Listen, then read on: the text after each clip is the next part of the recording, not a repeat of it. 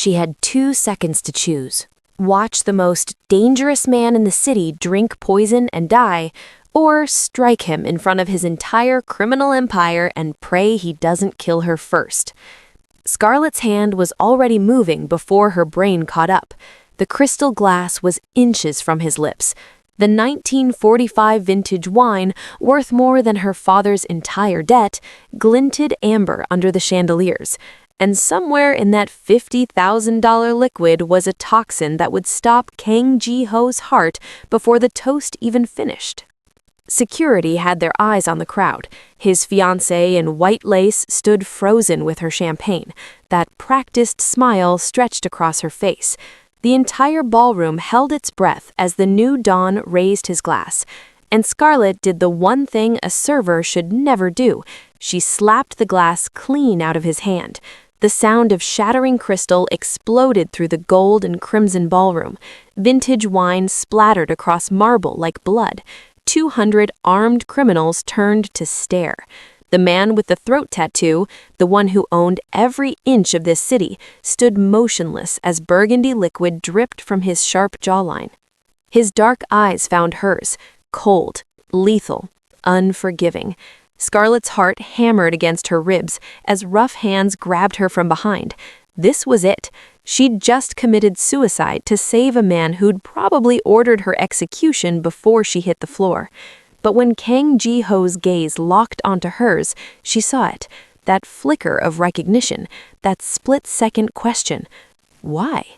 She had seconds before they dragged her away, seconds to make him understand.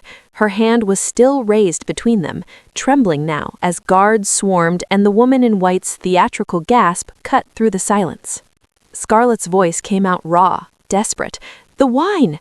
A hand clamped over her mouth. The world tilted, and the last thing she saw before the darkness was the Don's eyes narrowing as he looked down at the shattered glass pooling at his feet. Welcome to Afro Soul Storybook. And darling, you just crossed a threshold you can't uncross. This isn't some fairy tale romance where the prince saves the princess.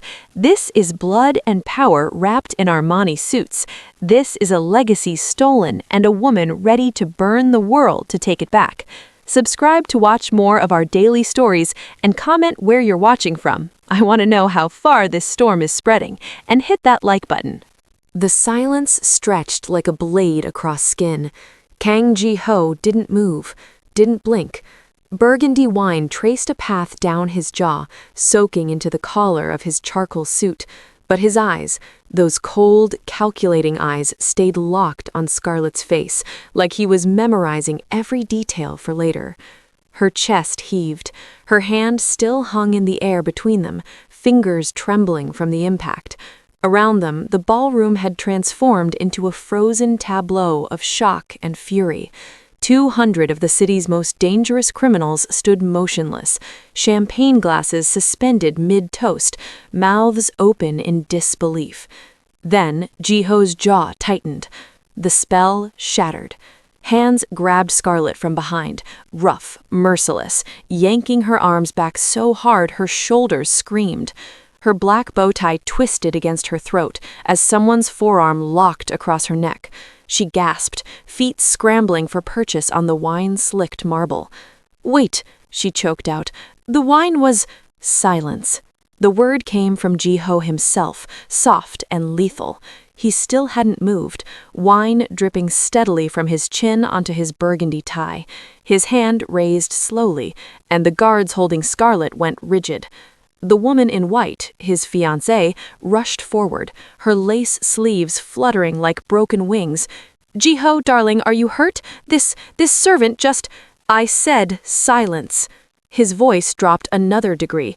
The woman's mouth snapped shut, but her eyes blazed with something that looked like panic masked as concern. Ji-ho finally moved. He stepped forward, closing the distance between himself and Scarlett until she could smell the expensive cologne mixed with wine. Up close, the tattoo wrapped around his throat looked like chains, or maybe a crown of thorns. His face was a mask of controlled rage, beautiful and terrifying.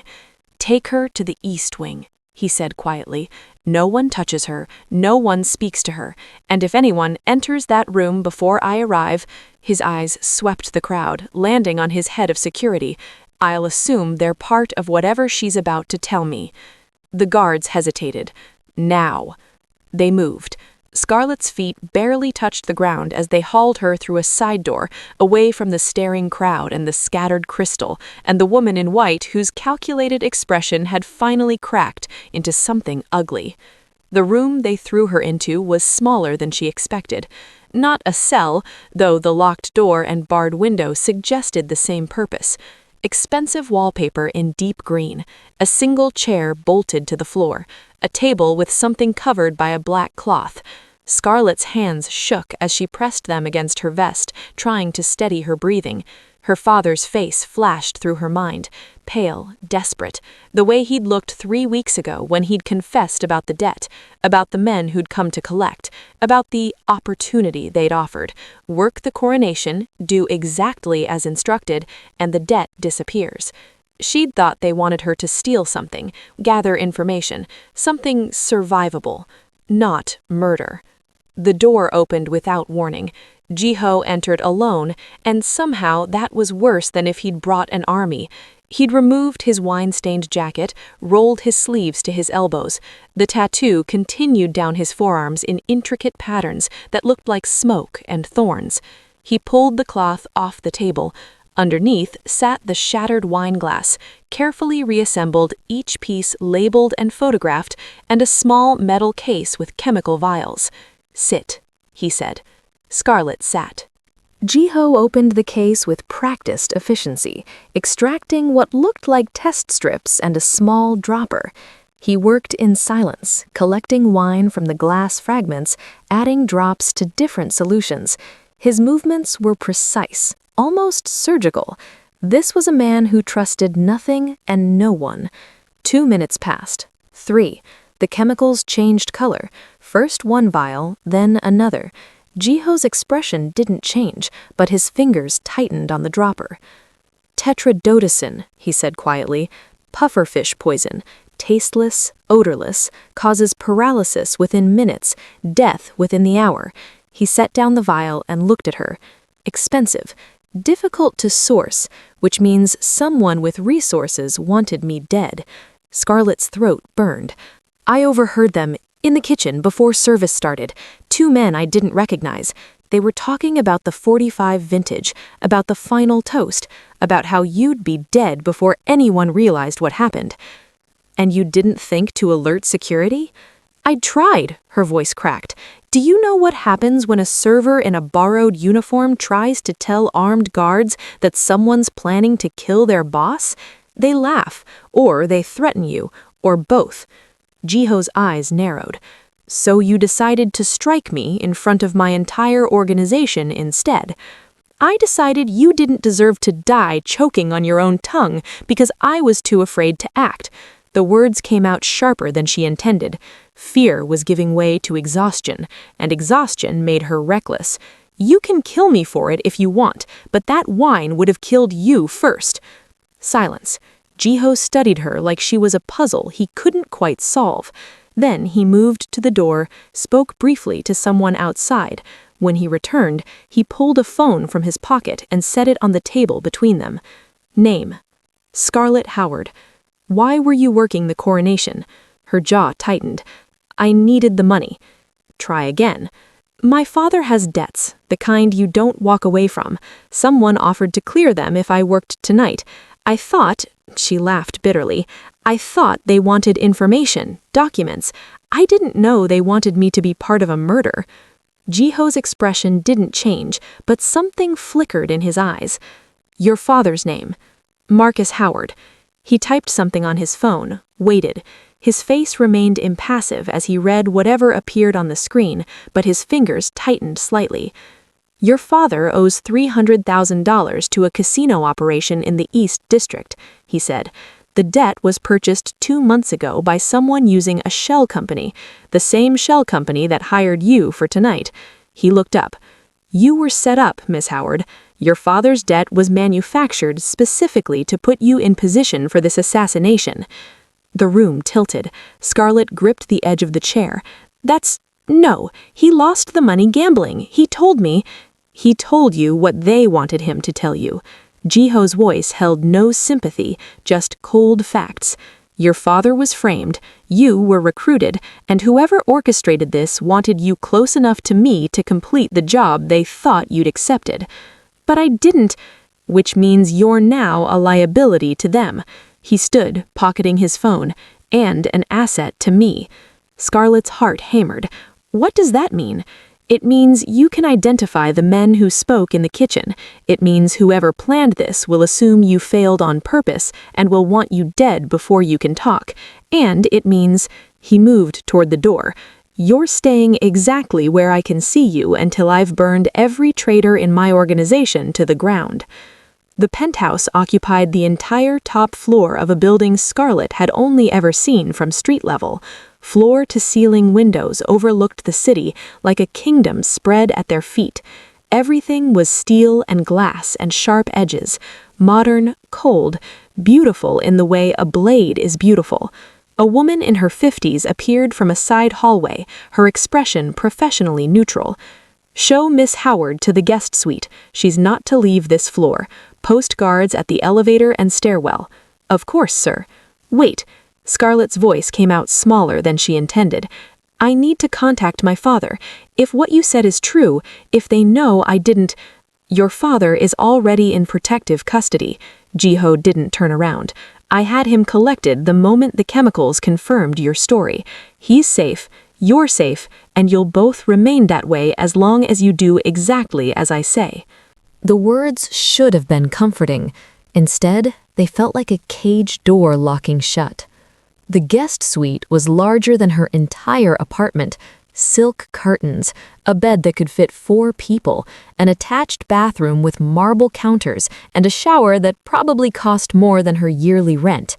Scarlett stood in the middle of it all, still wearing her wine-stained server uniform, and felt the weight of the night finally crash down on her. She'd saved a man's life. She'd destroyed her own in the process. Her hands found the edge of the bathroom sink. In the mirror, she looked like a ghost, eyes too wide, skin ashen, her sleek dark hair falling out of its professional bun. The black bow tie hung crooked around her neck like a noose. She untied it with shaking fingers. Then the vest. The white shirt underneath was wrinkled, stained with wine and sweat. As she peeled it off, wincing at the ache in her shoulders from being grabbed, she caught sight of them. The bruises, faded yellow-green marks on her upper arms, a darker one on her ribs from 2 weeks ago when one of her father's friends had gotten aggressive about payment schedules, a small scar on her collarbone from a broken glass 3 months back, evidence of a life spent running, surviving, making herself small. She pulled on the silk robe hanging in the bathroom and tried to pretend she belonged in a place like this. She woke to sunlight streaming through unfamiliar windows and the disorienting sense of not knowing where she was. Then it all came back in a rush. The coronation, the poison, Ji-ho's cold eyes watching her like a predator, deciding if she was prey or something else entirely. Someone had left clothes on the chair by her bed, expensive clothes, a simple black dress, understated but clearly tailored, no server uniform this time. She dressed slowly, her body aching from yesterday's chaos. When she emerged from the suite, Ji-ho was waiting in the main room. He wore a fresh suit, midnight blue this time, and was speaking rapid-fire Korean into his phone. He saw her and ended the call. "We need to talk," he said. They sat at a dining table that could seat 12. Breakfast appeared as if by magic. Coffee, fruit, pastries Scarlett's hands were too nervous to touch. Ji-ho watched her with that same unnerving intensity. "I reviewed the security footage from the kitchen," he said. "You're right, 2 men, both unregistered guests, which means they either had inside help or very good forgeries. Neither showed up in facial recognition. Professional. So what happens now? Now, you help me identify who in my organization made this possible." He slid a tablet across the table. These are photos of everyone with access to the wine cellar, the guest list, and the security rotations for last night. I need you to look through them. Tell me if you recognize anyone from the kitchen, the hallway, anywhere that felt wrong."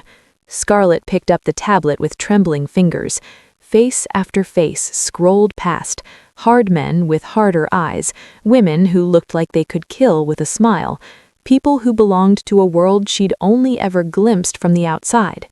None of them matched the men from the kitchen.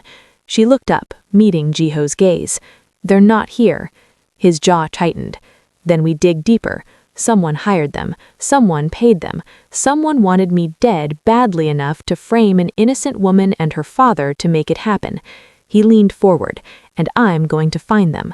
But I need you alive and visible to do it. What does that mean? It means we're going to make you bait. The words hung in the air like a threat. Ji-ho continued, his voice clinical.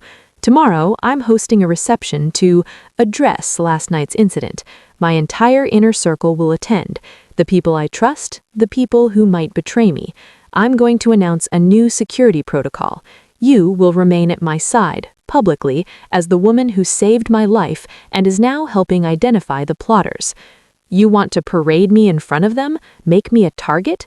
You're already a target, Miss Howard. This way, at least you're a target I can control."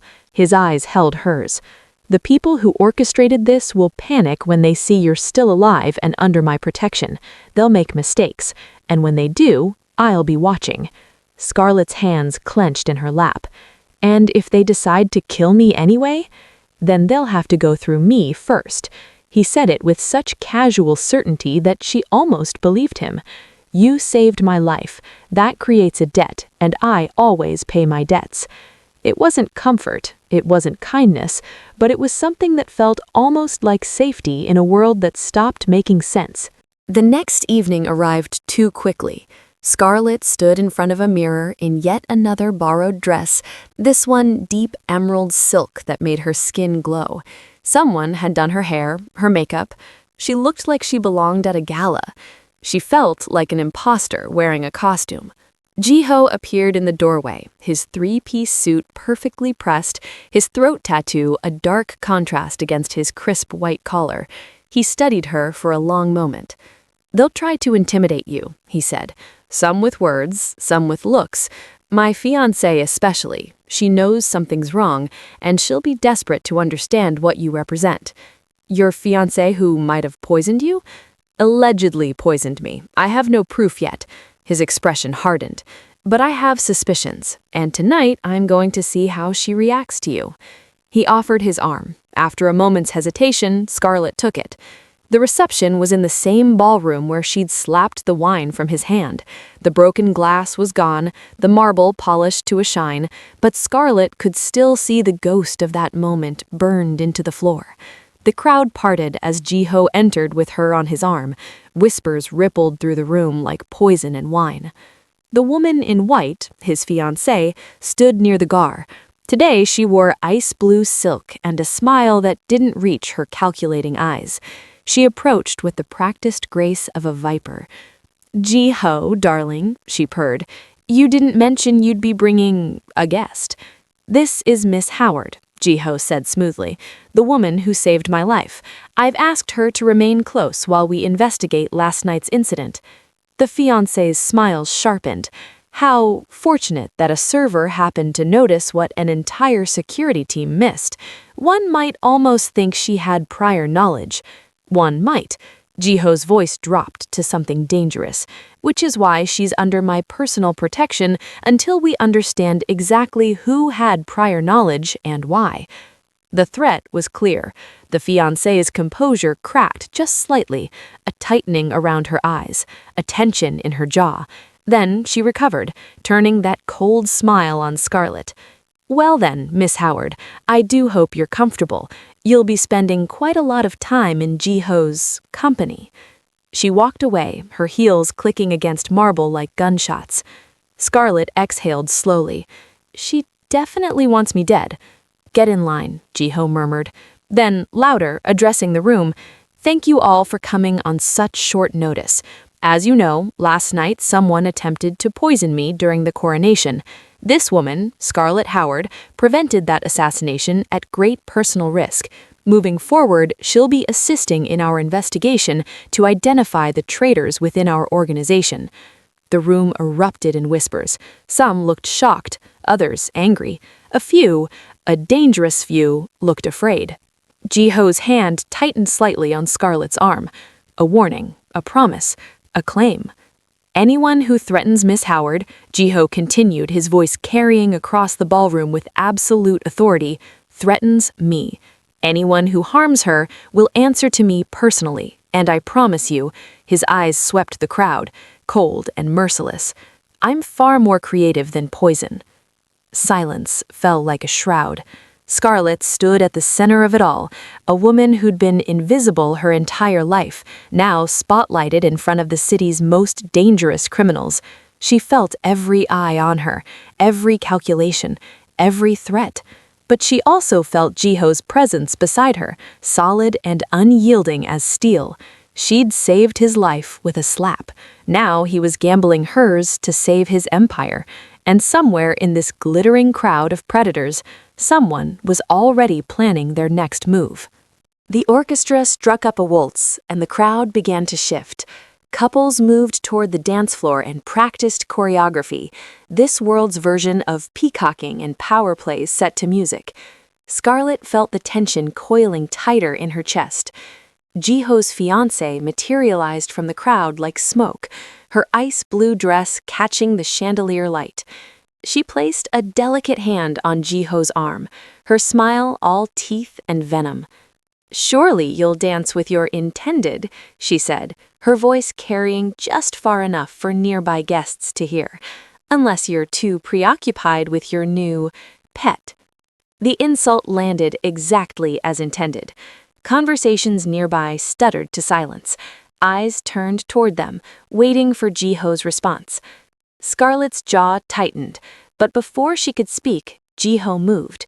He gently removed the woman's hand from his arm and stepped closer to Scarlett, his body a clear statement of choice.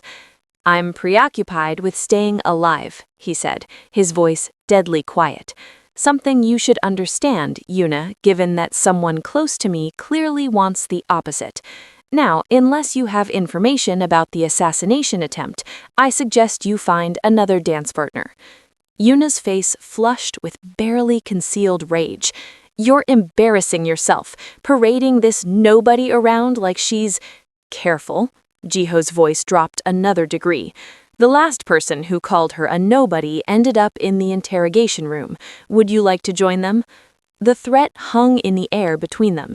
Yuna's calculated composure finally shattered. Her eyes went hard and cold, and for just a moment, Scarlett saw it, the flash of pure hatred that confirmed every suspicion. "This isn't over," Yuna hissed, then spun on her heel and disappeared into the crowd. Ji-ho exhaled slowly. Then, surprising Scarlett completely, he offered his hand. "Dance with me." "I don't know how to." "I'll lead. You just need to not step on my feet." A ghost of something almost like humor touched his eyes. "Consider it part of staying visible and alive." Scarlett took his hand. His palm was warm against hers, his other hand settling at her waist with unexpected gentleness. He guided her onto the floor as the music swelled, and suddenly they were moving, her stumbling steps somehow smoothed by his confident lead.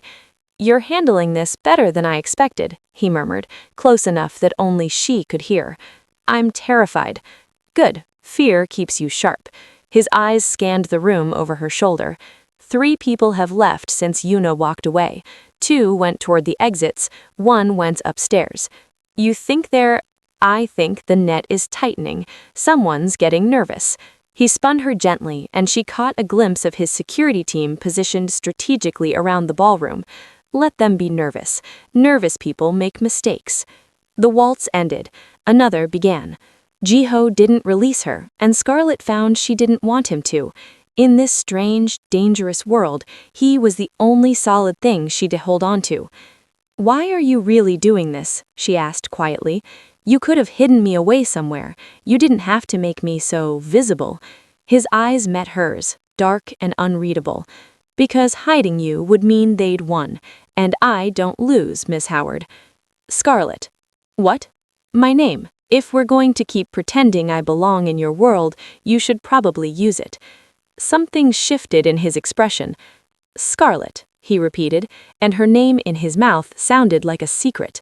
Then you should call me Ji-ho, at least in private. The music swelled around them, and for one dangerous moment, Scarlett forgot this was all strategy and survival. For one moment, dancing in the arms of the city's most dangerous man felt almost like safety. The penthouse was silent when they returned. Ji-ho's security had cleared the floor, leaving them alone in the vast space of steel and glass. Scarlett's feet ached from the borrowed heels, and her head spun from champagne she'd barely touched and fear she couldn't escape. She kicked off the shoes and walked to the windows, staring out at the city spread below like scattered diamonds. From up here, everything looked peaceful, beautiful, a lie. You should rest, Ji-ho said from somewhere behind her. She heard the clink of glass, him pouring a drink. I can't sleep. Every time I close my eyes, I see that wine glass. I see your face. I keep thinking about what would have happened if I'd been too afraid to move. Footsteps. Then he was beside her, holding 2 glasses of amber liquid. Whiskey, 15-year-old single malt. I promise it's not poisoned. Despite everything, she almost smiled. She took the glass. Their fingers brushed. You saved my life, Ji-ho said quietly. In my world, that creates a bond, a debt that can't be paid with money or power or promises. I didn't do it for a debt. I know. He studied her reflection in the window. That's what makes it dangerous. Scarlett turned to face him. This close, she could see the fine details of his throat tattoo, thorns and smoke, and what might have been wings or flames.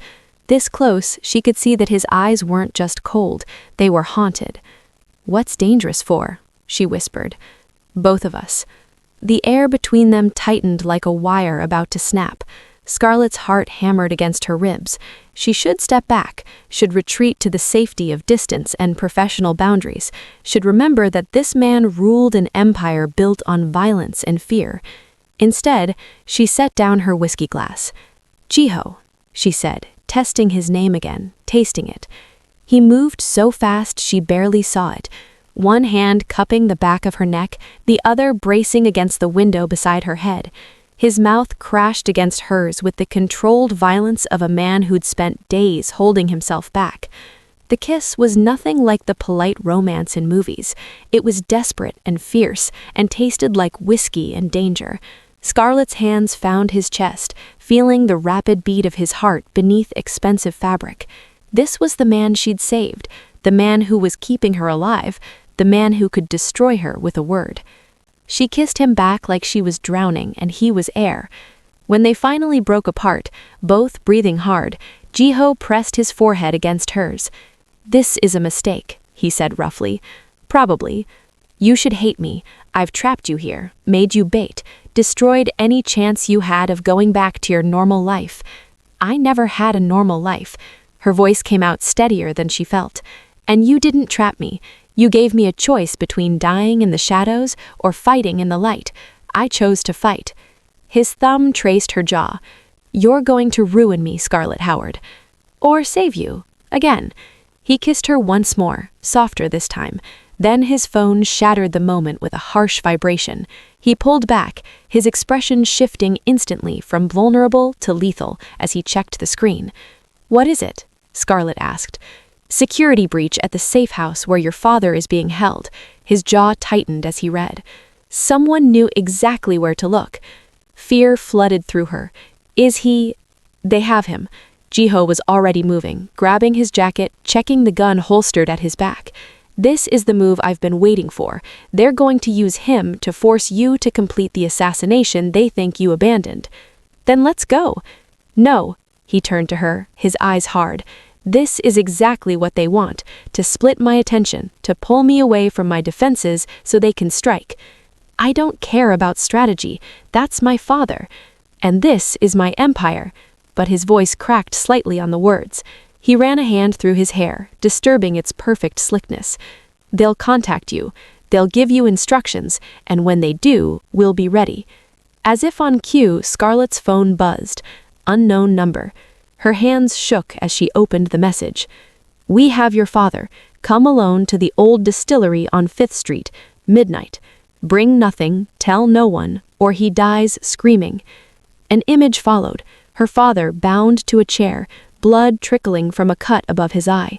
But alive. Still alive. "That's Ji-won's territory," Ji-ho said. "My former advisor, the one I exiled 3 months ago for skimming funds." His expression went deadly. "I should have known." "Your advisor orchestrated this?" Ji-won, Yuna, and probably a dozen others I trusted.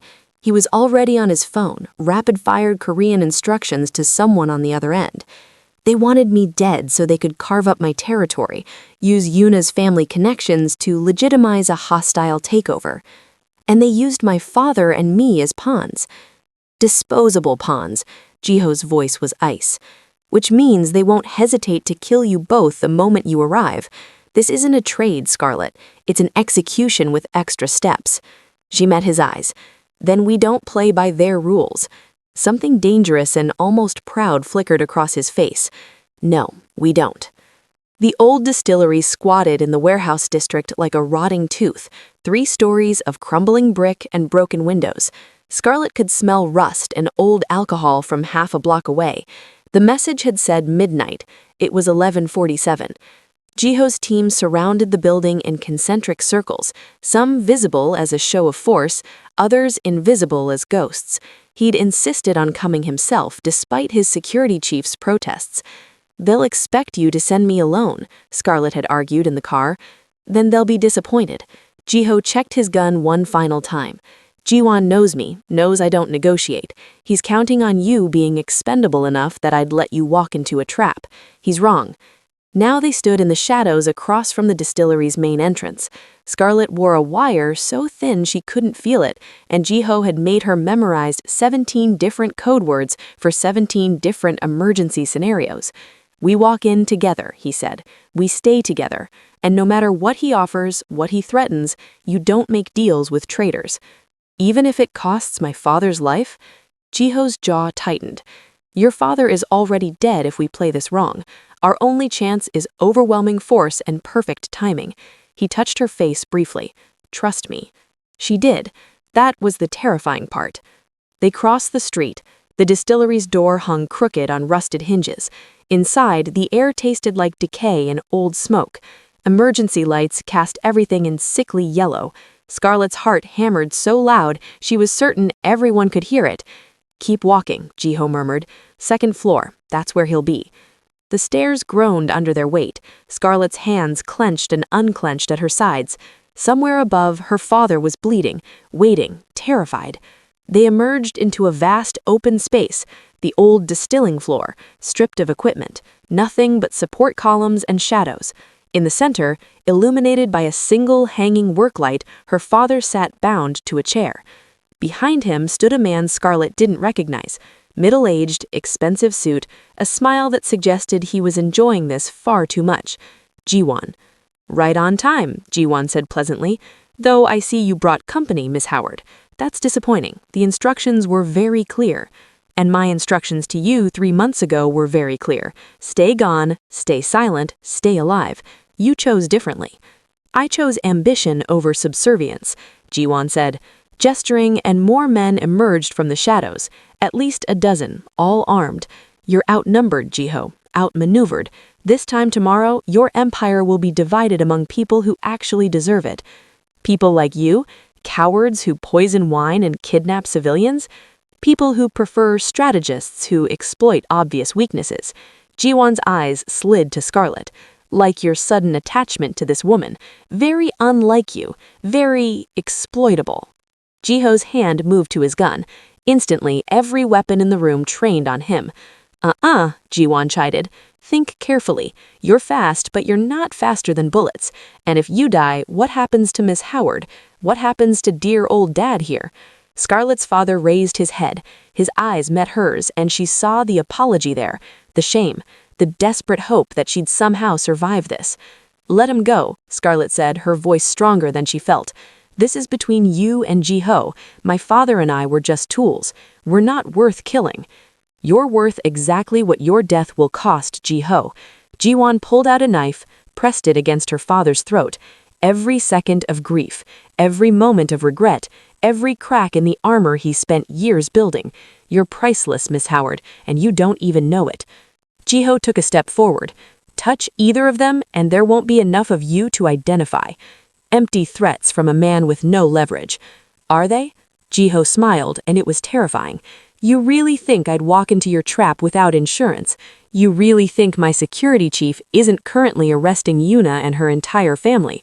That I haven't already seized your offshore accounts and dissolved your shell companies? He pulled out his phone, held up the screen. It's over. You lost the moment you made this personal. Ji-won's expression cracked. You're bluffing. Am I? Check your phone. I'll wait. For a moment, nothing happened. Then Ji-won fumbled for his phone, his knife hand wavering slightly. His face went pale as he read whatever appeared on the screen. No, he whispered. No, that's not possible. Ji-ho's voice was pure satisfaction. I've had 6 days since Scarlett saved my life. 6 days to follow every digital trail, trace every payment, identify every traitor. You were sloppy, Ji-won, arrogant, and now you have exactly 1 chance to survive this. Let them go. Now. Ji-won's hand shook. The knife pressed harder against Marcus Howard's throat, drawing blood. If I'm finished anyway, why shouldn't I? The window exploded. Glass rained down as Ji-ho's snipers took their shots. Ji-won's men dropped like puppets with cut strings, non-lethal rounds to their legs and shoulders, precise and devastating. Ji-won himself stumbled backward, his knife clattering to the floor. Ji-ho was already moving. He crossed the space in seconds, his gun trained on Ji-won's head, while Scarlett ran to her father. Her hands shook as she worked at the ropes, binding him. I'm sorry, her father choked out.